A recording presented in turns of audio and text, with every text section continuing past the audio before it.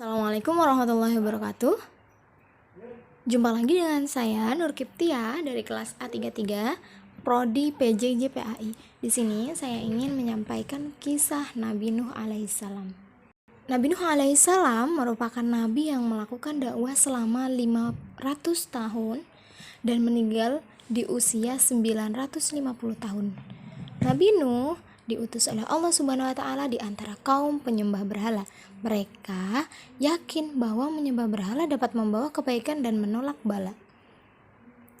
Nabi Nuh alaihissalam berdakwah dengan sekuat tenaga kepada kaumnya yang keras kepala. Namun demikian, selama berdakwah, ia hanya mendapatkan 70 hingga 80 pengikut saja. Suatu ketika, Nabi Nuh alaihissalam kemudian berdoa kepada Allah Subhanahu wa taala. Nabi Nuh berdoa supaya kaumnya diberi hidayah. Allah Subhanahu wa taala pun mengabulkan doa tersebut dan memerintahkan Nabi Nuh dan pengikutnya untuk membuat sebuah perahu yang besar. Akhirnya, Nabi Nuh alaihissalam dan para pengikutnya yang setia membuat perahu di atas bukit. Mereka menebang pohon dan menggunakan kayu-kayunya untuk membuat kapal tersebut. Kaum Nabi Nuh alaihissalam yang keras kepala malah mengolok-olok pekerjaan tersebut. Mereka bahkan berani untuk melemparkan kotoran kepada Nabi Nuh dan para pengikutnya ketika mereka semua sedang membuat kapal. Setelah perahu Nabi Nuh alaihissalam selesai, beliau kemudian mengajak seluruh kaumnya untuk masuk ke dalam perahu. Nabi Nuh alaihissalam juga membawa serta seluruh jenis binatang, masing-masing sepasang untuk setiap jenisnya. Selain itu, Nabi Nuh alaihissalam juga membawa benih tumbuh-tumbuhan. Hal ini dikarenakan supaya kelak jenis hewan dan tumbuhan tersebut tetap bisa berkembang biak. Awan pun mulai mendung, disusul dengan suara gemuruh halilintar.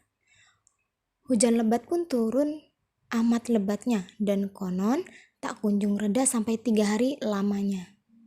Hingga akhirnya terjadilah banjir bandang. Kapal Nabi Nuh alaihissalam mulai terangkat karena air mulai membanjiri daratan. Tidak ada tempat yang aman dari banjir saat itu kecuali kapal Nabi Nuh. Nabi Nuh alaihissalam memiliki 4 orang putra, yaitu Syam, Han, Yafith, dan Kan'an. Pada saat banjir bandang terjadi, semua anak Nabi Nuh berada di dalam kapal, kecuali Kan'an. Ia termasuk dalam kaum pembangkang yang menolak ajakan Nabi Nuh, ayahnya sendiri.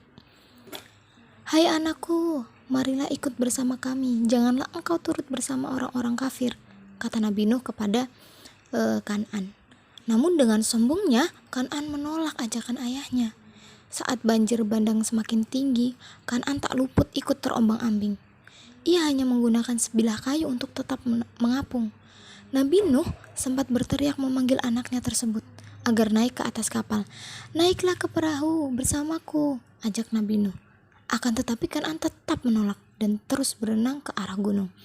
Padahal Nabi Nuh alaihissalam telah memperingatkan Kan'an bahwa tidak akan ada yang selamat dari azab Allah Subhanahu wa taala. Hingga akhirnya ia pun ikut tenggelam bersama dengan orang-orang durhaka lain yang menantang ajakan dari Nabi Nuh. Nabi Nuh sangat bersedih dan menyesali sikap putranya yang tetap keras sampai saat terakhir menjelang ajalnya. Allah Subhanahu wa taala kemudian mengingatkan dan menghibur Nabi Nuh alaihissalam meski putranya adalah keluarga sendiri, namun ia termasuk kafir karena menentang ajakannya. Hujan turun selama 40 hari 40 malam.